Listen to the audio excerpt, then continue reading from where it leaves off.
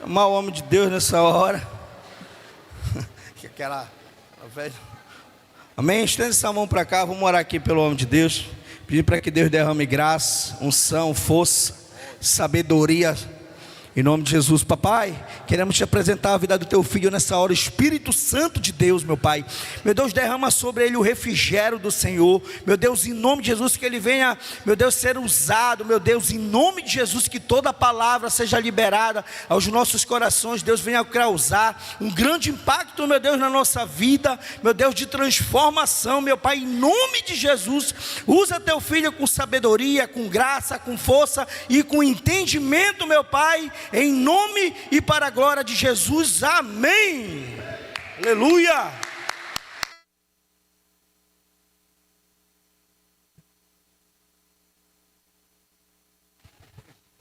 Amém. Aleluia.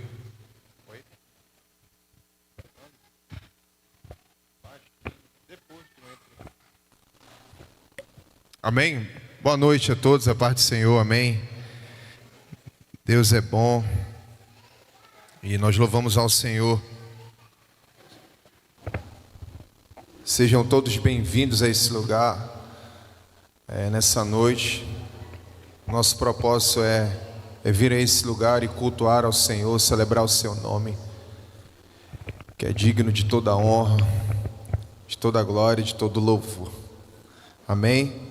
Tivemos aí 2 semanas de celebração, tivemos aí 2 semanas muito intensa na presença de Deus, de encontro. Tivemos aí, foi um ataque ao mundo das trevas, mas o que a gente precisa entender é que nós não atacamos sozinhos, porque a gente não tem esse poder para atacar o mundo das trevas somente em Cristo, porque Ele é o nosso general, e todo aquele que tentar pela sua força vai ser vencido.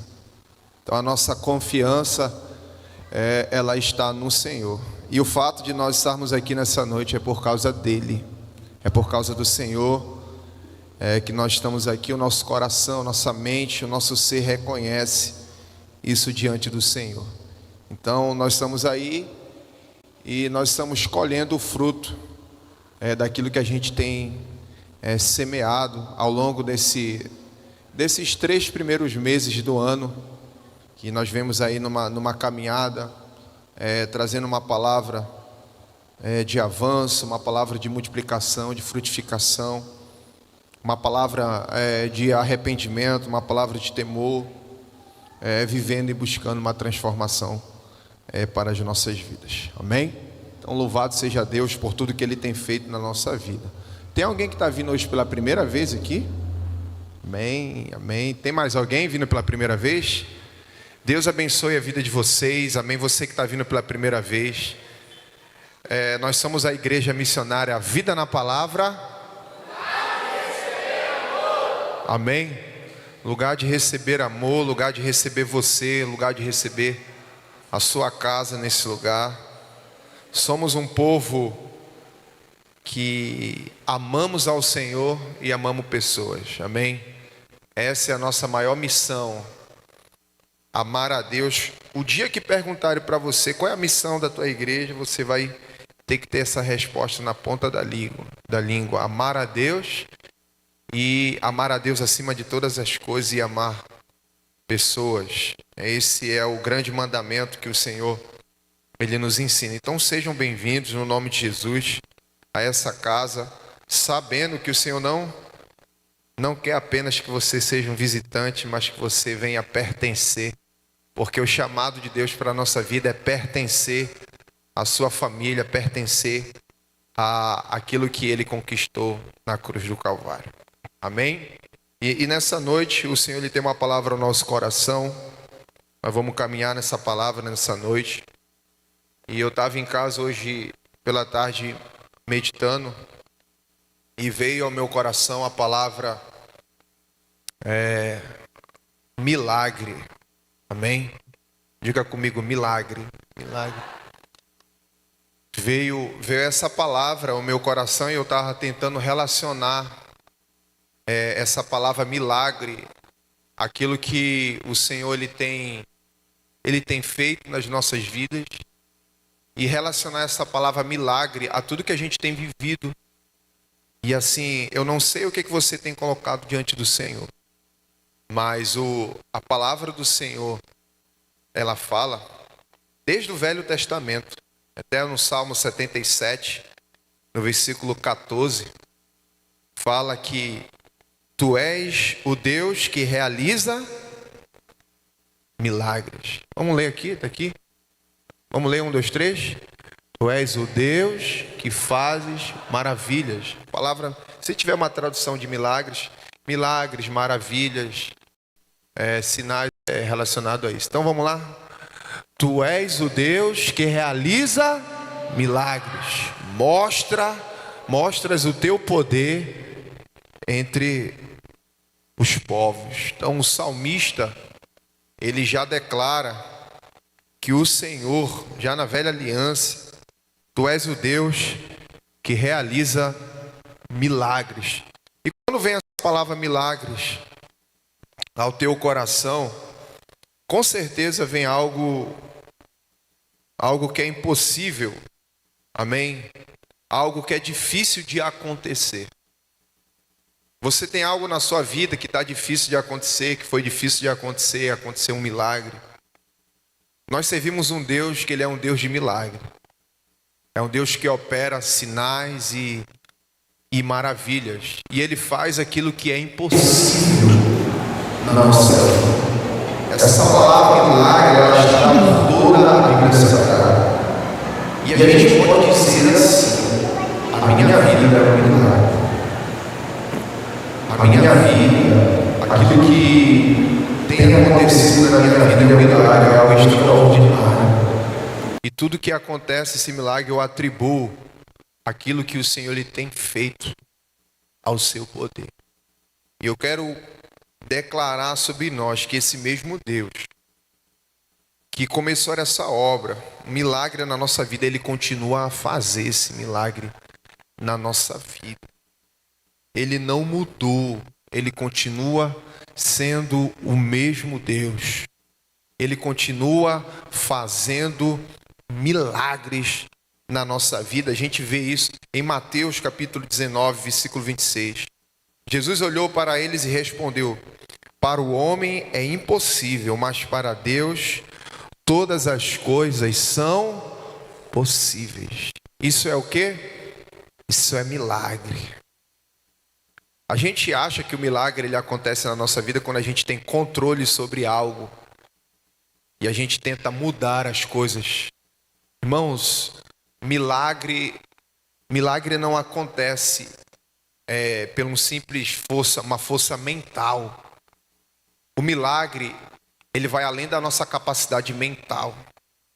O milagre que Deus ele opera, ele vai além da nossa capacidade mental, vai além dos nossos sentidos. O que ele faz. O que Deus ele faz é algo extraordinário, que a gente não sabe nem explicar. E muitas das vezes milagre a gente não vai conseguir explicar. A gente vai conseguir só viver ele. Aí tem gente que quer explicação para tudo. Não, irmãos, o milagre que Deus ele opera em nossas vidas, quando ele entra, é algo inexplicável na nossa vida, um milagre. E, irmãos, se você não está vivendo um milagre, irmãos, vamos rever a fé. Porque o Senhor ele nos chamou para a gente viver de glória em glória, de fé em fé, viver milagre. E o Senhor ele quer trazer essa palavra no nosso coração, entendendo, irmãos, que vive milagre. Vive milagre quem crê, quem toma posse. Vive milagre quem confessa a palavra. Vive milagre aquele que coloca a sua confiança no Senhor.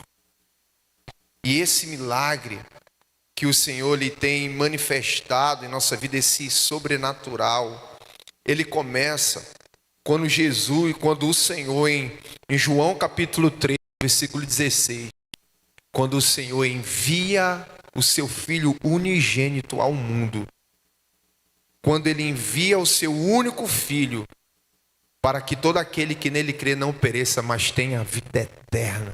O milagre começa quando o Filho se manifesta em carne, quando o Verbo ele se faz carne e ele começa a habitar entre nós. Irmãos, e nós vamos conseguir a desfrutar de tudo que o Senhor ele tem para derramar nas nossas vidas, de todos os planos que ele tem para a nossa vida. E eu quero compartilhar nessa noite desse milagre que o Senhor tem feito. O milagre é da nova vida, o maior milagre que pode acontecer na vida de uma pessoa. O milagre de uma transformação, o milagre de viver uma vida transformada, o milagre, algo sobrenatural da parte do Senhor na nossa vida. O milagre da nova vida. Sabe aquela pessoa que você olhava assim, essa pessoa não tem jeito, essa pessoa, ela nasceu assim, ela viveu assim, ela vai morrer desse jeito. O milagre da nova vida. O milagre da transformação de mente, o milagre da transformação. Homens que tinham um conceito muito forte, mas através do milagre da nova vida, eles abandonam isso.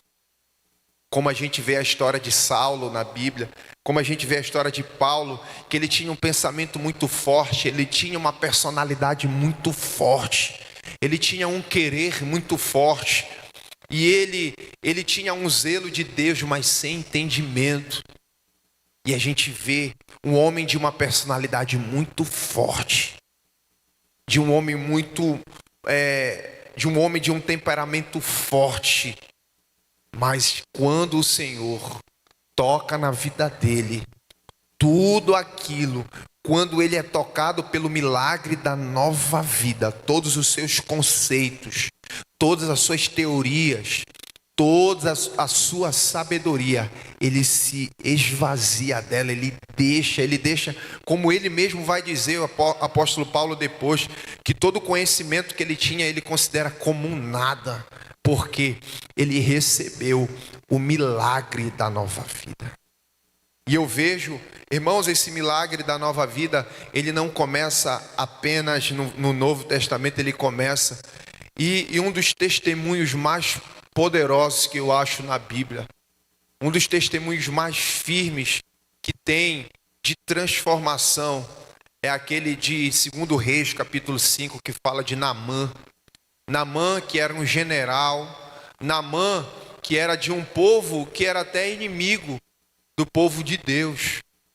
Ele era de um povo estranho, ele não era judeu, ele não era crente, ele tinha um detalhe na vida dele, ele tinha uma doença que era chamada de lepra, ele tinha uma doença que era vergonhosa, e ele tinha uma certa dureza no coração dele. E esse homem, um dia, ele foi direcionado por uma menina. Ele ia até o profeta de Israel, o profeta Eliseu. E esse homem era de uma personalidade muito forte.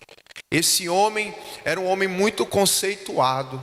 Esse era um homem de alto escalão, de alto nível. Ele era um homem bastante conhecido. A Bíblia fala que ele era um homem muito respeitado. Porém, ele tinha uma doença. Porém, ele tinha uma lepra. E a sua lepra, ela ficava escondida debaixo das suas armaduras de guerra. A sua lepra não era visível. A sua doença, ela não era visível. Ela ficava escondida.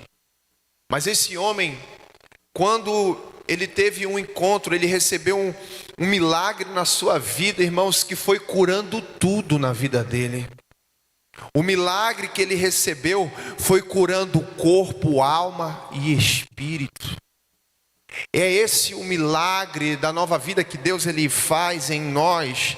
O Senhor ele não só cura a alma, ele não só cura o corpo, ele faz uma transformação. É um milagre completo, é uma regeneração completa nas nossas vidas, aonde a gente consegue abandonar tudo que é doença, tudo que é pecado na nossa vida. E E esse homem, ele recebeu o maior milagre da sua vida, o milagre da transformação da sua vida. Ele tinha a lepra, a doença no seu corpo físico. Mas, irmãos, o maior milagre foi o que aconteceu dentro dele. O maior milagre que acontece na vida de uma pessoa, ele não é de dentro, ele não é de fora para dentro, mas ele é de dentro para fora. Que somente o Senhor pode. Sabe, Naamã, ele poderia ter feito uma mandinga na época, ter pegado uma folha, ter passado. Ele poderia ter usado outro meio para ser curado fisicamente. Ele ia ser curado fisicamente, mas a sua alma não seria salva. Tem coisas na nossa vida que a gente pode fazer para melhorar ela. Se alguém está com um problema financeiro e está muito difícil, está sofrendo, aí de repente consegue um emprego bom e começa a melhorar. Amém. Que bom, melhorou a condição financeira. Mas o emprego não pode transformar aquilo que é interior. O trabalho não transforma, casamento não transforma, porque o milagre de uma nova vida só pode acontecer na pessoa do Espírito Santo. Só o Espírito Santo consegue regenerar a vida de alguém. E essa regeneração, ela só vai acontecer se a velha estrutura e o velho homem morrer. Porque Deus, ele não vai colocar um fundamento em cima de outro fundamento. O fundamento errado das nossas vidas, eles precisam ser tirados. Sabe aquela pessoa, eu aprendi assim com meus pais, eu aprendi assim com os meus avós. Amém se os seus pais e os seus avós aprenderam com Deus. Mas se é algo cultural, irmãos, a cultura e a tradição da minha família não é maior do que a obra do Espírito Santo na nossa vida. Sabe, tradição de família não salva. A minha família é tradicional, a gente traz esse conceito desde criança. Não, irmãos, a tradição tem que estar pautada na palavra. O milagre de uma nova vida só acontece, irmãos, mediante um encontro da pessoa com o Espírito Santo de Deus. É impossível alguém ter um encontro com Deus, com o Espírito Santo e continuar da mesma forma. Algo muda. Algo muda e essa mudança, ela é notória, ela é notável. Mas, irmãos, para Naamã ele ter esse encontro, para Naamã ele receber esse milagre da transformação, ele teve que lidar com o próprio orgulho dele. O próprio orgulho dele. O orgulho de se achar. O orgulho, porque eu falo isso? Porque a história mostra isso. Eu não estou inventando, a história fala que quando ele chegou diante do profeta, a orientação do profeta parecia muito simples e sem graça. Sabe, às vezes, a gente está procurando, a gente quer um milagre. A gente vai atrás de um homem de Deus, a gente vai atrás de alguém. A gente vai atrás de um líder, de um espiritual. A gente está atrás de uma resposta para a nossa aflição. Era o que Naamã estava fazendo, ele estava atrás de uma resposta. Ele estava atrás de um milagre. Ele estava atrás disso. E quando ele chegou diante do homem de Deus, diante da palavra de Deus, o homem falou: mergulha no rio Jordão 7 vezes. Poderia ser qualquer rio, mas ele falou: mergulha no rio Jordão 7 vezes. E quando o profeta nem foi até ele, o profeta mandou um recado pelo seu mensageiro Geazi: vá lá, fala para ele mergulhar. Mas eu quero saber por que no rio? Por que no rio Jordão? Por que não foi isso que ele falou, por que não no rio da minha cidade, que são melhor do que esse rio? Então, ele queria dizer como o milagre tinha que acontecer. Ele queria dizer, ele queria mostrar como o milagre deveria acontecer, quando na verdade era só para ele obedecer a voz do Espírito Santo. Era só para ele obedecer e ir, o milagre ia acontecer. Irmão, quantas pessoas deixam de viver o milagre por causa da desobediência, por causa da dureza do coração, por causa da incredulidade, por causa do orgulho. Ele não queria se lançar naquele rio, não era um rio bonito, talvez o rio não exalava um bom cheiro, mas era ali, era daquela forma simples. Então às vezes a gente está atrás de uma resposta, a gente quer algo assim mirabolante, a pessoa vai, pastor, dá para fazer uma oração de poder, dá para fazer uma oração forte? Irmãos, deixa eu dizer para nós, a oração forte é a oração que é feita no nome de Jesus. Não é aquela que bate o pé, não é aquela que o cara roda, não. A oração forte é a oração que é baseada na palavra de Deus, é a oração da fé, irmão. Essa é a oração forte. E às vezes a gente quer algo assim, que aconteça algo místico para a gente acreditar. Não precisa ser algo místico, a gente precisa acreditar na palavra, a gente precisa acreditar no homem de Deus, como a palavra do Senhor. Se a gente crê nos profetas, vamos prosperar. E você tem que saber qual é o profeta que você está ouvindo. A gente tem que saber qual é o profeta, se o profeta é de Deus, se o profeta é submisso. Todo profeta é submisso ao Senhor, a sua palavra. O profeta, ele não pode profetizar do seu próprio coração, ele profetiza da palavra. Eliseu falou o que ele tinha que fazer, mas ele se recusou. Mas ali, o orgulho dele foi trabalhado, e o Senhor lidar com isso com a gente. Ele lidar e ele teve que ceder, ele teve que se render, e foi o que ele fez. Um dos seus servos falou: faz o que o homem de Deus está falando. Faz o que o servo está falando, faz, obedece. Então, mas antes disso ele ficou irado, ele ficou chateado, mas aí ele teve que se render. Irmãos, a gente pode ficar com raiva, a gente pode ficar chateado, mas a palavra de Deus, ela precisa ser ministrada, e o nosso orgulho precisa cair por terra. A gente precisa, doa quem doer. E eu não estou falando de uma verdade, aquelas besteiras que as pessoas... Eu falo a verdade na cara de quem for, eu sou sincero mesmo. Eu não estou falando de uma sinceridade, de uma verdade nossa, mas uma verdade da palavra.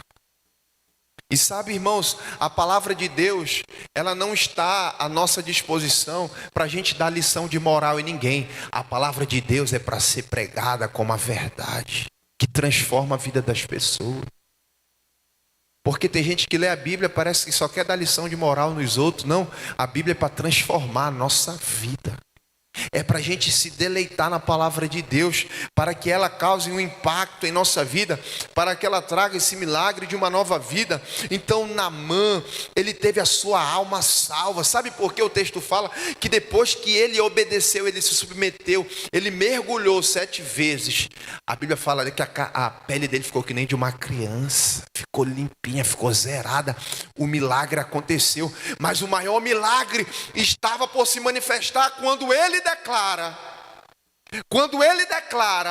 Ele tinha outros deuses, ele tinha uma outra adoração, mas o milagre se manifesta quando ele fala: eu não vou mais adorar outros deuses, eu só vou adorar o Deus de Israel agora. Eu não vou mais adorar. E ele começa a dizer: não existe mais para mim outro Deus.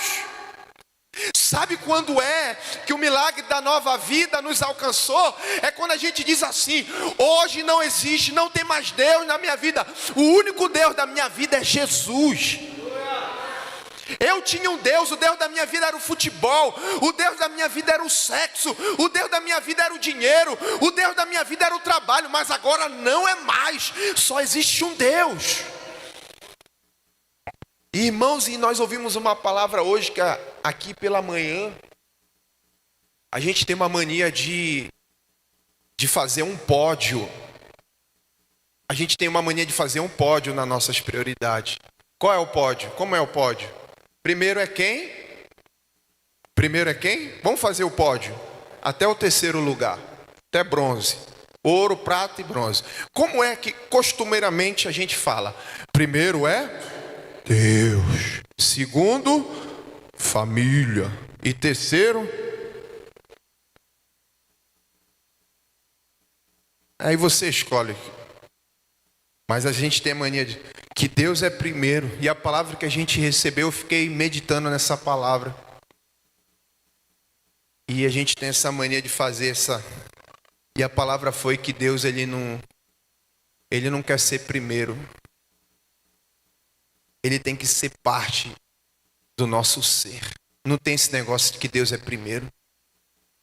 Deus não é primeiro, Ele é parte. Eu não consigo viver como um órgão vital da minha vida. Se não tiver, eu morro.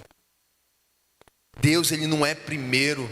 E é assim, irmãos, quem ama ao Senhor, ama a sua família. Não precisa a gente fazer pódio.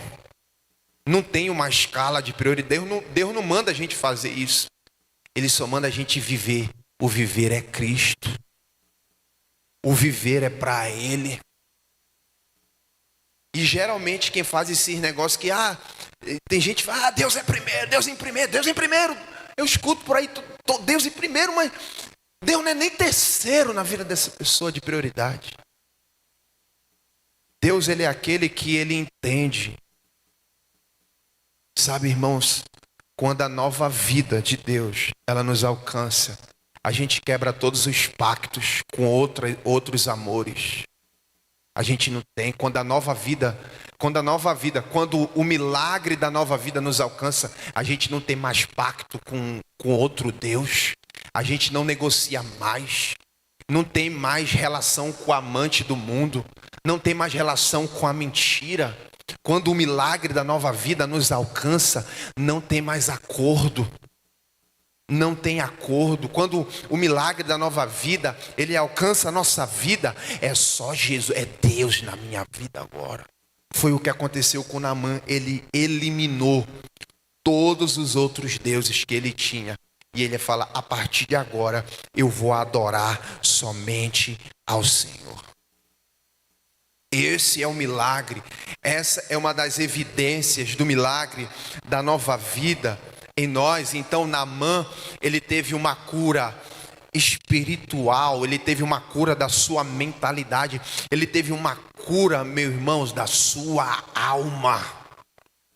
Porque se tem uma coisa que aprisiona a nossa alma, é o orgulho.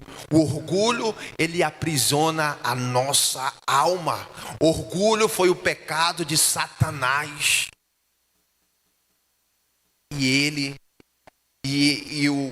O que aconteceu com ele foi terrível. E o que ele fez. Então esse milagre da nova vida, ele é poderoso. Não existe um milagre que possa superar o milagre da nova vida em nós. Porque o milagre da nova vida não toca só casamento, ele não toca só parte física, ele não toca só parte financeira. O milagre da nova vida muda a mentalidade e gerações são alcançadas. O milagre da nova vida reposiciona a geração, uma geração que estava fadada ao fracasso. Todo mundo se separava, todo mundo divorciava, todo mundo era do crime, todo mundo morria com certa idade. Na família, suicídio, homicídio, na família um monte de coisa que não presta. Quando a nova vida de Deus toca, reposiciona a geração. É um negócio sério, irmãos. O milagre da nova vida em nós, ele não toca só a mim, ele toca a vida dos meus filhos. Ele toca meu casamento, ele toca o meu trabalho. O milagre da nova vida vai tocando tudo, irmãos. É algo que o Senhor, ele vai regenerando a nossa vida, mentalidade. Não tem aquele negócio de negociata. A gente pode ser falho, mas não tem aquele negócio de que uma hora eu estou com Deus, uma hora eu estou no mundo. Não tem esse negócio de crente Raimundo, não. Vamos tirar o Raimundo, né? Negócio. Vai acabar, né, de crente Raimundo. Tem Raimundo na igreja, pode. Não é legal, né? Mas não. O pessoal que falava, mais velho, crente Raimundo, pé na igreja, eu estou no mundo. Mas isso Quebrou. Vamos inventar outra, mano. Mas esse negócio que uma hora eu estou com Deus, uma hora eu não estou, uma hora eu posto, eu com a Bíblia, eu louvando na igreja, uma hora eu estou postando, dançando, sapateado de catita. Uma hora eu estou batendo foto com a Bíblia, uma hora eu estou batendo foto com um copo de cerveja. Uma hora eu estou postando versículo, e uma outra hora eu estou colocando uma frase de um cara que é ateu. Eu já falei aqui, volto a dizer, não sei, mas eu já vi tanta gente que passou a vida toda postando versículos, frases de Deus, aí de repente ela para, ela se afasta e começa a colocar as frases da revista Forbes. A tua inveja é a velocidade do meu sucesso. Se a tua estrela não brilha, não tente apagar a minha. Aí começa a pessoa, ela cresce um rei dentro dela chamado, é assim, que todo mundo tem inveja dela. Todo mundo tem inveja dela. Todo mundo sente inveja. Rapaz, quando eu entro na igreja, todo mundo olha para trás. Eu não posso colocar uma roupa nova. Rapaz, o vizinho tem inveja de mim, esse vizinho. E a gente começa a colocar esse rei na barriga, achando que todo mundo tem inveja de nós. Irmãos, isso não é a nova vida. O milagre da nova vida em nós, a gente não precisa ficar se degladiando. A gente não precisa ficar se expondo. O milagre da nova vida, ele é completo em nós. Ele opera algo, ele é uma regeneração dos nossos pensamentos, gente. Pensamentos, eles são transformados. Eu não estou hoje aqui na minha mentalidade. Eu não vivo segundo a minha mentalidade humana. Eu já vivi, mas hoje eu não vivo mais. Eu me permiti passar por um processo de regeneração. Hoje eu sou um homem regenerado pelo Espírito Santo. Hoje é isso que nós devemos buscar, ser regenerados, transformados. Não é algo, Deus ele não quer melhorar a nossa vida, Ele não quer melhorar os nossos pensamentos, Ele não quer apenas um alívio, Ele quer transformar a nossa vida. É o milagre da nova vida em nós, meu irmão. O Senhor, Ele nos fez a sua imagem, a sua semelhança, como está escrito em Gênesis 1:27. Assim Deus criou o ser humano, a sua semelhança, a sua imagem, a imagem de Deus o criou. Homem e mulher o criou. Então, nós fomos feitos à imagem e à semelhança de Deus.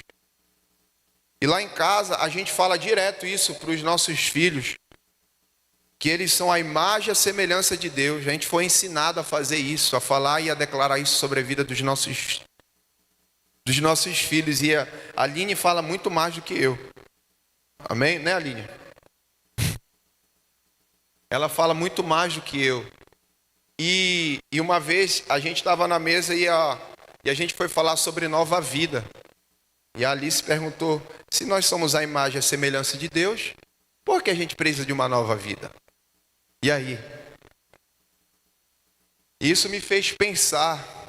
E eu tive que tem que dar uma resposta para a criança para ela entender, né, da forma dela. Mas e aí? O que você responderia? Se nós somos a imagem, a semelhança de Deus, Deus ele nos criou perfeito, o que foi que aconteceu? Porque hoje a gente precisa ser regenerado. Porque a gente precisa passar por uma transformação. Por que a gente não vai conseguir entrar no reino de Deus com a velha natureza? A gente não vai conseguir herdar o reino de Deus. E eu digo uma coisa para você, que nós não vamos herdar o reino quando a gente morrer. Quem está vivendo uma nova vida em Cristo já está herdando esse reino. A vida eterna não começa quando a gente morre. A vida eterna começa quando a gente começa a ter um relacionamento com o Senhor.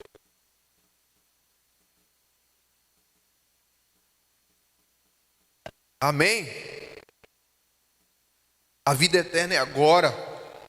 E o reino, nós já estamos herdando esse reino. O que aconteceu? O pecado trouxe a queda do homem, né, e a deformação. Em Romanos 5,12, diz assim: quando o pecado entrou no mundo por meio de um homem, o pecado entrou na raça humana inteira. Por causa de Adão, o pecado dele trouxe consigo a morte. Assim também a morte veio a todos os homens, porque todos pecaram. Portanto, porque antes de ser dada a lei, o pecado já estava no mundo, mas o pecado não é levado em conta quando não existe lei.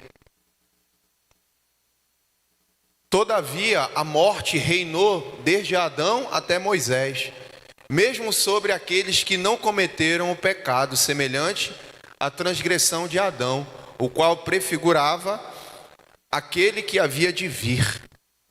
Entretanto, não há comparação entre a dádiva e a transgressão.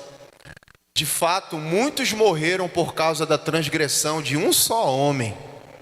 Mas, vamos ler o resto? Mas a graça de Deus, isto é, a dádiva pela graça de um só, quem é? Jesus Cristo, transbordou ainda mais para muitos. Vê só o 16. Não se pode comparar a dádiva de Deus com a consequência do pecado de um só homem. Por um pecado veio o julgamento que trouxe condenação, mas a dádiva, o presente, decorreu de muitas transgressões e trouxe justificação. Então, irmãos, a graça do Senhor é maior do que o pecado mais horrível do homem. Por isso, aonde abundou o pecado, superabundou a graça de Deus. O pecado entrou, todos se tornaram pecadores, todos morreram por causa da desobediência de Adão, todos se tornaram pecadores. Então, o que aconteceu a partir daí? Veio uma deformação na nossa vida. Quando o pecado entra na vida ali de Adão, quando ele desobedece à ordem de Deus, quando ele cede à vontade da sua carne, ele entra numa espiral de degradação, ele vai se autodestruindo.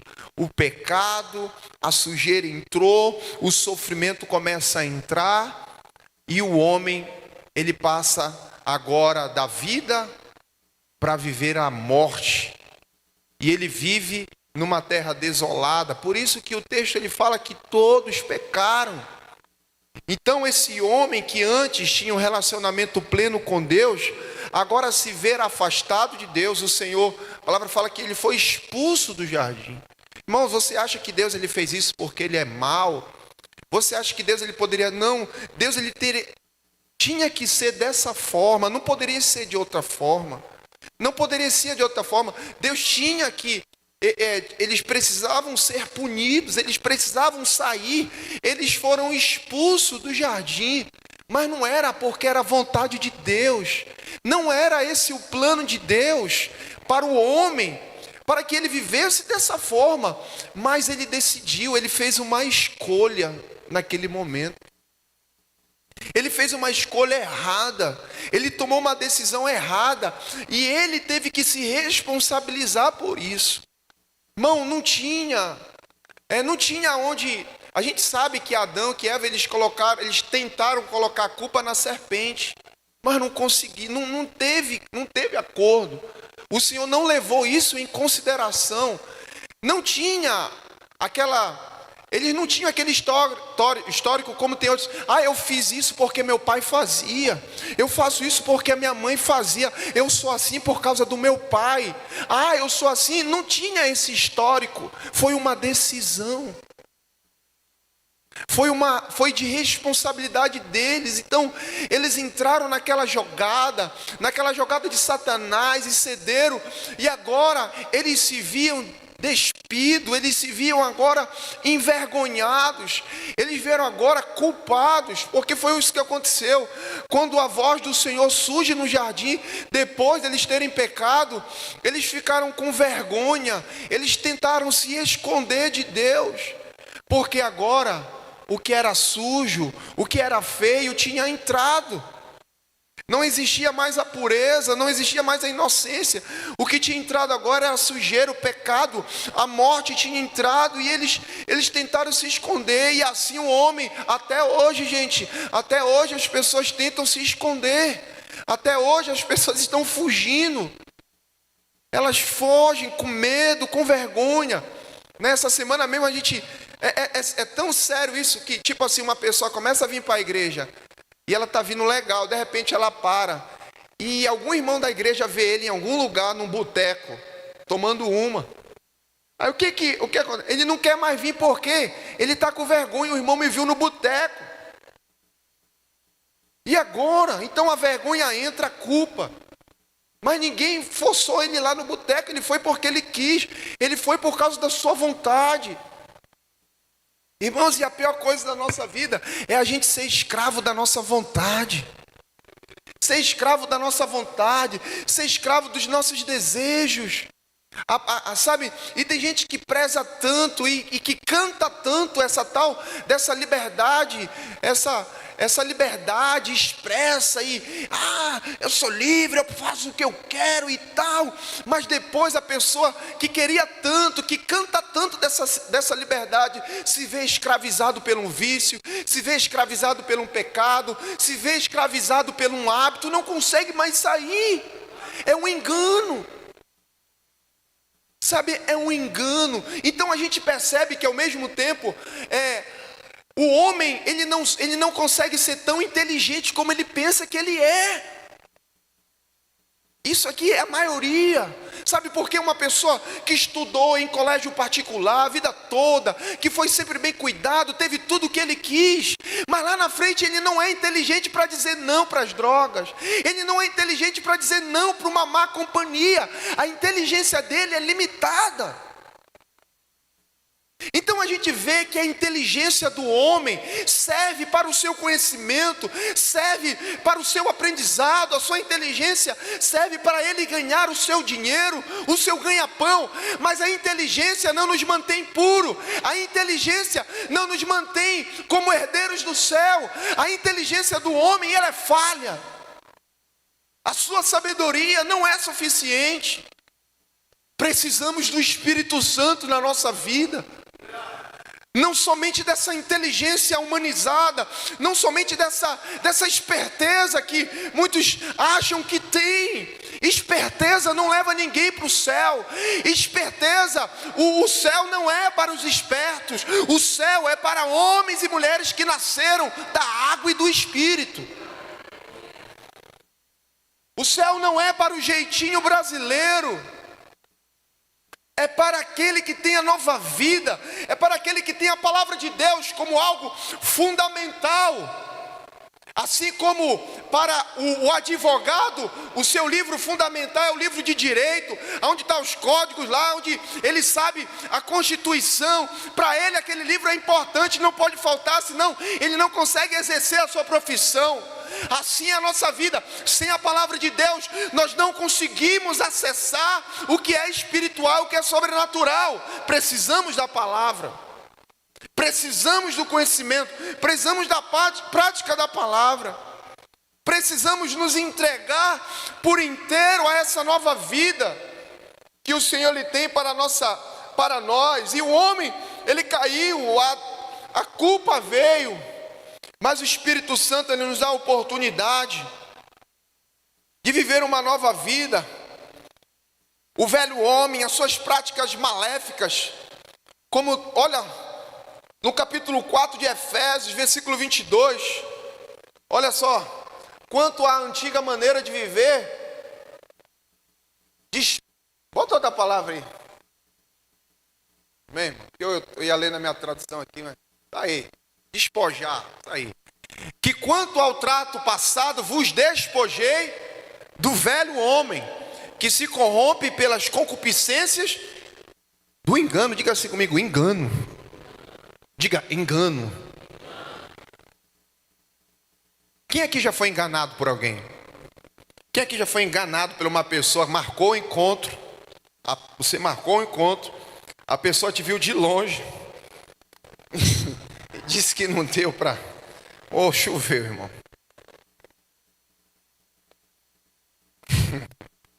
Eu já vi pessoas desesperadas porque foram enganadas. Ah, porque me enganou, ele me enganou, ele me enganou. Ela me enganou. Se tem um sentimento ruim, que o ser humano aí não gosta de ser enganado. Tem alguém aqui que gosta de ser enganado? Ah, pastor, eu dou o maior valor de ser enganado. Eu sinto uma coisa boa. Ninguém gosta de ser enganado. Mas, irmãos, já parou para pensar que a gente pode chegar no final da nossa vida, o final da nossa carreira, sei lá, num leito. Caramba, eu fui enganado a vida toda pelo diabo. Eu fui enganado a vida toda pelo meu próprio eu, pelo meu próprio coração. Existem duas coisas bíblicas que enganam a pessoa. Uma é o diabo e a outra é o nosso coração. Jeremias 17:9 fala que o coração do homem é enganoso. O engano, a arma de Satanás continua sendo o engano. E a Bíblia fala que nos últimos tempos, até os escolhidos seriam enganados.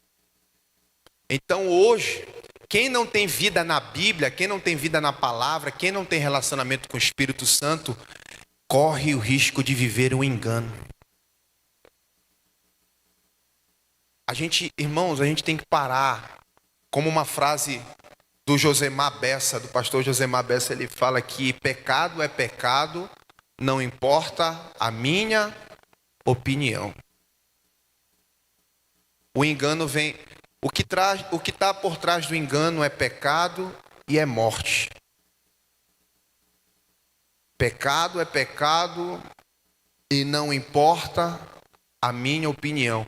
Aquilo que a Bíblia diz que é pecado e não importa a opinião do diabo a quatro. Pode falar, pode criar ideologia, pode criar filosofia, pode criar. A palavra de Deus ela continua intacta. Vocês acham que desde o começo da história não tentaram mentir, não tentaram modificar? Essa palavra aqui, ela existe há mais de 3.000 anos. Vocês acham que não tentaram mudar? Não conseguiram, nunca vão conseguir. A palavra de Deus é imutável. E ai daquele que tentar. O engano, irmãos. Versículo 23. Agora suas atitudes e seus pensamentos devem ser constantemente renovados. 24.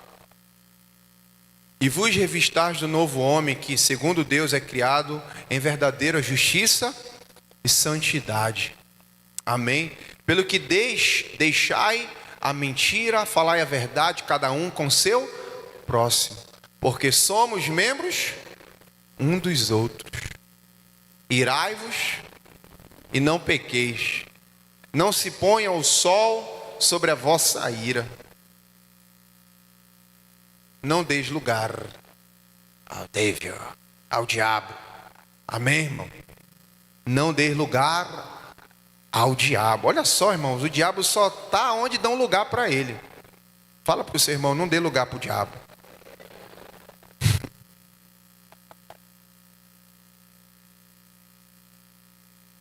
Não dê lugar, ele só fica onde dão lugar para ele. Então, irmãos, finalizando essa mensagem. Aleluia. Deus é Deus de milagre. E o grande milagre está acontecendo. E a gente vê na Bíblia muitos homens, muitas mulheres, muitas pessoas que foram alcançados pelo milagre da nova vida, que não tinham esperança de dias melhores, que estavam assim, sei lá, eu sou pescador e vou viver a vida toda, vou ser um pescador, vou ser um trabalhador comum e eu vou trabalhar, me aposentar, todo lascado depois. E vou comprar uma moto para rodar de mototáxi. Depois eu vou, sei lá. É, vou construir kitnet, vou alugar kitnet. E achando que a vida se resume só a isso. Existe algo maior. E eu falo para você que o propósito que Deus tem para a sua vida não é assim: ah, pastor, meu propósito é ser pastor. Não, vai além disso. Meu propósito é ser pedreiro. Meu propósito é ser vendedor. O meu propósito é ser arquiteto, é ser engenheiro. Não, irmãos, isso aí pode ser uma profissão, pode ser um ministério, mas propósito vai além disso. Propósito toca a vida das pessoas, glorifica o nome do Senhor, gerações serão alcançadas por isso.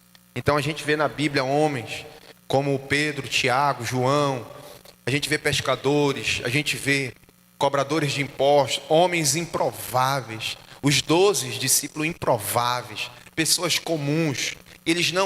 Os 12 eles não eram de família real, eles não eram de família milionária, eram pessoas comuns, que se tornaram pessoas extraordinárias na mão do Senhor. Homens, mulheres, que receberam uma nova vida, uma nova perspectiva surgiu na vida deles quando eles conheceram a Cristo. A vida deles foram mudada, assim como a vida de Zaqueu, que era um cobrador de impostos. Um homem que o Senhor entrou na sua casa e teve uma mudança, uma transformação. Um homem que abriu seu coração para uma nova vida. Sabe, a gente ainda vê hoje pessoas que querem viver uma nova vida, mas que querem continuar negociando. A gente vive num mundo hoje que as pessoas, vou falar assim do mundo artístico, que é umas coisas absurdas, né? Que tem pessoas que fazem filmes pornográficos e estão dizendo que aceitaram Jesus. E estão dizendo que isso é trabalho, que é a minha profissão. Gente que canta adultério nas suas músicas e dizem que são de Jesus. Que tem uma... Irmão, é um absurdo alguém achar que tem uma nova vida e que continua nas práticas do pecado. Alguém que está cometendo o pecado mais desprezível que seja e acha que está perto de Deus. Isso é um engano. Então a gente vive numa sociedade que é assim, que hoje isso está muito mais forte, que eu não preciso abrir mão do meu estilo de vida errado para ser crente. E eu digo para você, isso não acontece de hoje. A gente vê isso no Velho Testamento. O povo de Israel, eles não deixavam de adorar a Deus. O Deus de Israel, o Deus de Abraão e Isaac. Mas eles tinham vários deuses. Está aqui, esse aqui é o Deus de Israel. Aqui a prateleira é o meu coração. Esse aqui é o Deus de Israel. Eles não deixavam de adorar o Deus de Israel. Eles continuavam. Mas eles não tiravam os outros. Os outros continuavam. E assim hoje, as pessoas querem ter uma nova vida com Cristo. Elas querem Cristo, mas ninguém abre mão do estilo velho de viver. Ninguém abre mão da mentira, da prostituição, ninguém abre mão da fornicação, ninguém abre mão do roubo, ninguém abre mão da infidelidade, ninguém abre mão da sujeira, ninguém abre mão do vício. E vamos aqui, entender algo. Eu não estou falando de uma pessoa que está dentro de um processo de transformação. Tem pessoas que entraram dentro de um processo e elas estão ali na luta. Elas estão ali. Mas muitas coisas existe. A Bíblia fala que a árvore se conhece pelo seu fruto. E um dos frutos daquele que nasceu de novo é o arrependimento. O arrependimento é o fruto principal. É o primeiro fruto que todo crente deve manifestar. É o fruto. Mateus capítulo 3, versículo 8. Produzam frutos dignos de arrependimento. Em outras palavras, demonstrem que vocês estão arrependidos. Demonstrem pelas suas atitudes que vocês estão mudados e transformados. Ninguém se arrepende falando, eu estou arrependido.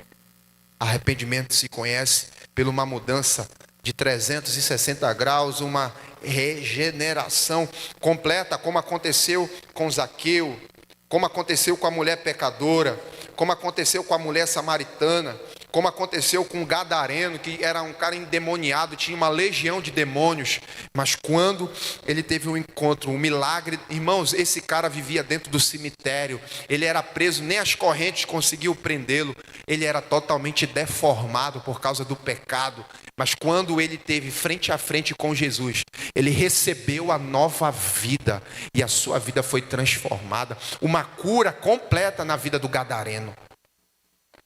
Ainda se tornou uma testemunha, porque é isso que acontece. O milagre da nova vida nos levará a ser testemunha de quem Cristo ele é. E fechando, irmãos, 2 Coríntios capítulo 5, versículo 17. Pelo que se alguém está em Cristo, nova criatura é. As coisas velhas já passaram, eis que tudo se fez novo. Amém, meu irmão? Esse é o milagre da nova vida em Cristo. Esse é o milagre. O milagre de permanecer nessa vida. Gálatas capítulo 5 fala: permanecei firmes na liberdade que Cristo vos libertou. E se alguém, Gálatas capítulo 5, a gente lê, para a liberdade foi que Cristo nos libertou. Permanecei, pois, firmes, e não vos submetais de novo ao jugo da escravidão.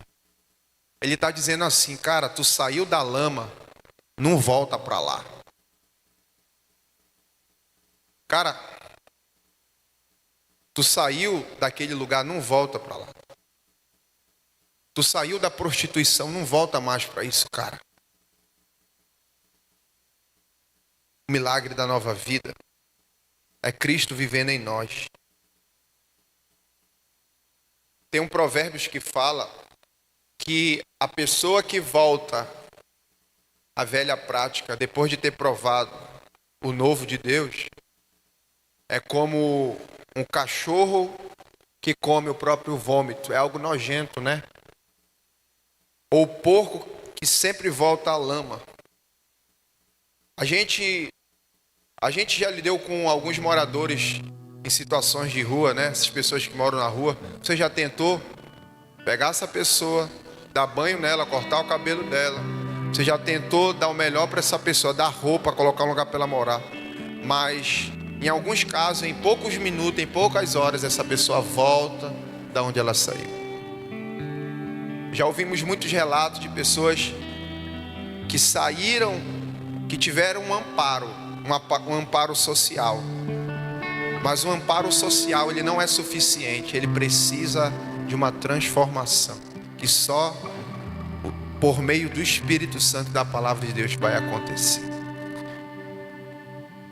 É isso que nós precisamos entender. Então, mais do que sair de um lugar, mais do que mudar a forma de se vestir, é uma mudança de dentro para fora. Mais do que pentear o cabelo, mais do que colocar roupa de crente, mais do que ouvir louvor e postar versículo, é viver Cristo diariamente. Abraçar-se com Ele em oração, abraçar e se entregar a Ele. Romanos capítulo 6, versículo 4 fala que devemos andar em novidade de vida, como diz o texto, de sorte que fomos sepultados com Ele pelo batismo na morte, para que como Cristo ressuscitou dos mortos pela glória do Pai, assim andemos nós também em novidade de vida. Amém? Tenho aproximadamente, eu cresci na igreja, desde pequeno eu babava e dormia na igreja desde criança, mas eu tive um encontro com a palavra de Deus a partir dos meus 16 para 17 anos. Eu tive um encontro com a palavra de Deus. O que me regenerou não foi o retiro, não foi a conferência, não foi o Silas Malafaia, não foi o Luciano Subirá, não foi a pastora Evanice. Quem me regenerou foi o Espírito Santo por meio da sua palavra. Já são quase 20 anos de caminhada. 20 anos. E de ministério pastoral vai fazer 12 anos. 12 anos. e que eu caminho no Ministério Vida na Palavra vai fazer mais de 20 anos. E igreja, qual é a minha vida? Eu já tive vários momentos, já trabalhei fora, já joguei, já treinei, nunca deixei o convívio da igreja, nunca desisti da minha caminhada, já teve momentos muito difíceis. E alguém poderia dizer, como é essa rotina? Quarta, sexta, domingo, igreja, quarta, sexta, domingo, segunda, terça. Não, todo dia é Cristo, né? Tem gente que parece que está se enjoando de Deus. Tem gente que parece que se enjoa de ler a Bíblia. Já li muito a Bíblia. Cuidado com essa autojustiça de achar, eu já li muito a Bíblia, eu já orei muito, eu já fui muito para a igreja, eu vou ficar relax agora, senão vou dizer que eu sou fanático. Talvez você que veio do encontro recentemente, homem e mulher, brother, fanático. Cadê o Rian? Tá aqui? Veio sexta para o culto dos homens, sábado estava no Missão Jovem. O Rian, tu é fanático? A Brena não falou isso para ti, não, tu é fanático? Te muda para casa do pastor, te muda para a igreja. Aí, o cara fez, rapaz, tu foi quarta e domingo para a igreja? Tu é maluco, rapaz.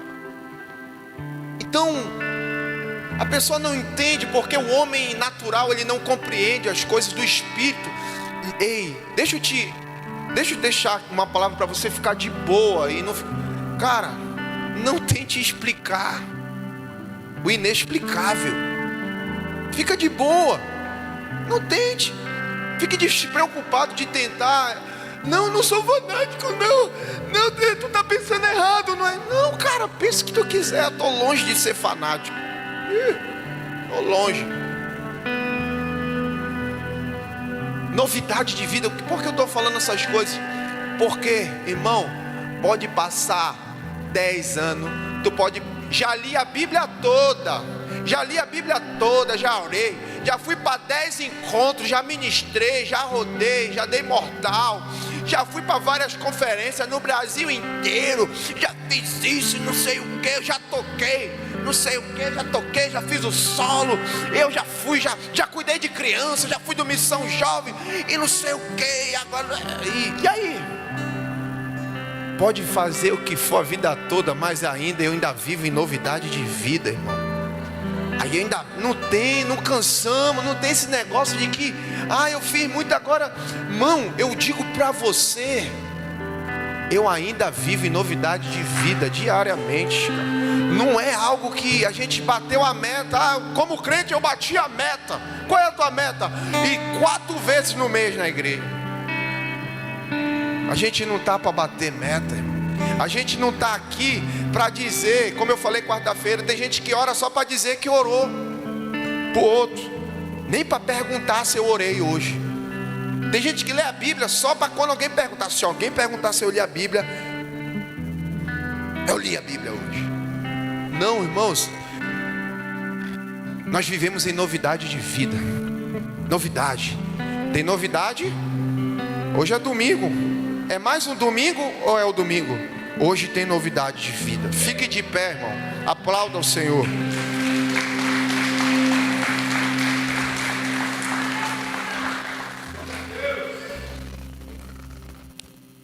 Deus é bom. Novidade de vida. Ei, fala para o teu irmão, não deixa teu relacionamento com Deus cair na rotina.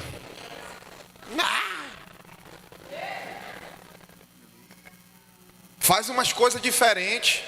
Se tu ora só no quarto, vai orar no quintal. Vai orar na praça. Amém, irmão? Fala para ele, não deixa seu relacionamento com Deus cair na rotina. Amém, irmão? Se você só canta, se você só louva em cima, ouvindo no celular ou numa caixa, essa semana cante sem som nenhum, cante só com a sua voz. Eu te louvarei, Senhor. Cante, busque viver em novidade de vida todo o tempo. O Espírito de Deus